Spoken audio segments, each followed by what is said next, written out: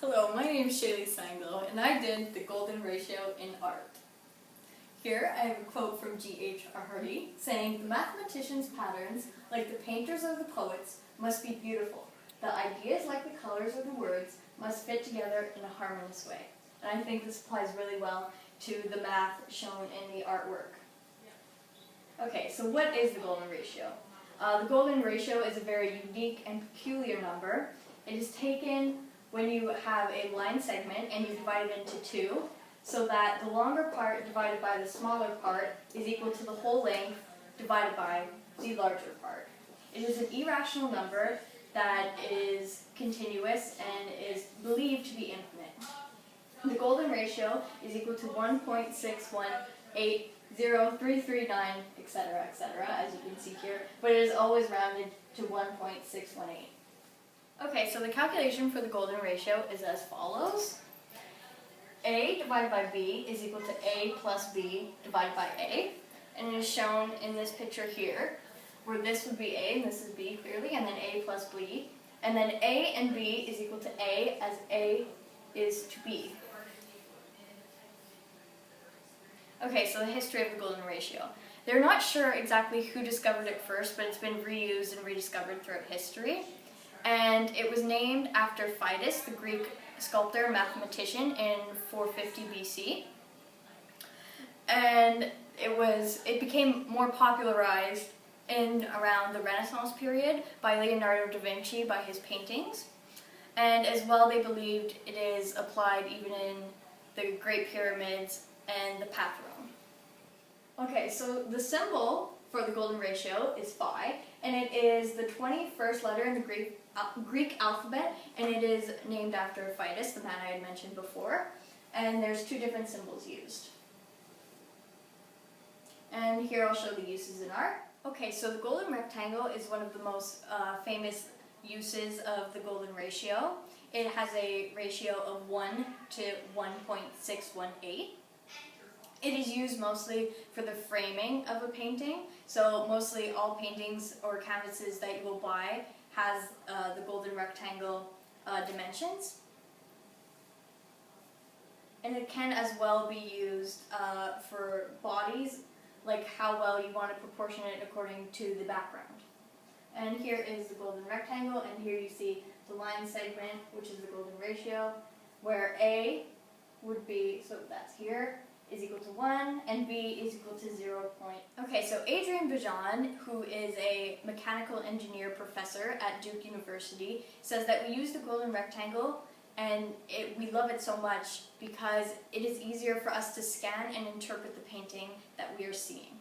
And as well, we humans prefer asymmetry as opposed to symmetry. So, as you can see here in The Last Supper by Leonardo da Vinci, he applied the golden rectangle in almost every part of his painting. He applied it with the proportions of the people and proportions of the architecture.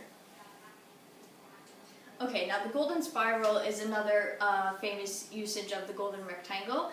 It is found in a specific golden rectangle, one that would usually measure 13 by 8, which is used by the Fibonacci sequence, but I will discuss that later on.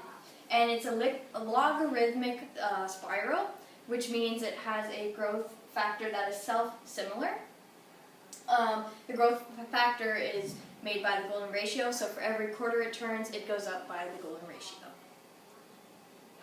And here is the golden spiral. Here is the specific golden triangle that it is found in. It begins here and then moves outwards. And the golden spiral is applied in many paintings, as seen here. One of the most famous ones here is the Mona Lisa.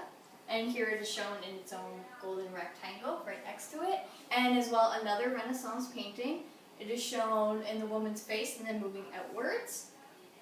And then here as well, it's quite noticeable. As you can see, where it begins, the tunnel ends is where the spiral begins, and then it moves outwards. The golden spiral is just simply used for finding the layout of a painting. It's not used for the framing or anything like that. So there's a close relationship between the Fibonacci sequence and the golden ratio. So the Fibonacci sequence is a list of numbers, and the past two numbers are the sum of the present number. And you can see the sequences as follow: 1, 2, 3, 5, 8. So 1 plus 1 equals 2, 2 plus 3 equals 5, and so on and so forth. Okay, so when you take two successive Fibonacci numbers and you divide them, you get a ratio that is very close to the golden ratio. As you can see, if you start at 2 divided by 3, you get 1.5, but then as you move down the list, 233 divided by 377 is equal to 1.618025, which is extremely close to the golden ratio. And there's a special relationship also between the golden rectangle and the Fibonacci sequence.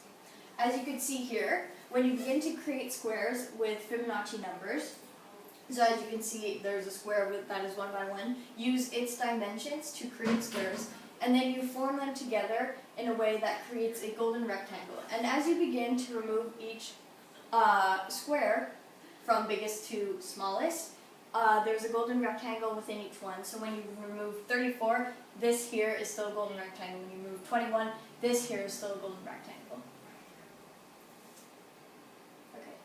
And here are the multiple golden rectangles.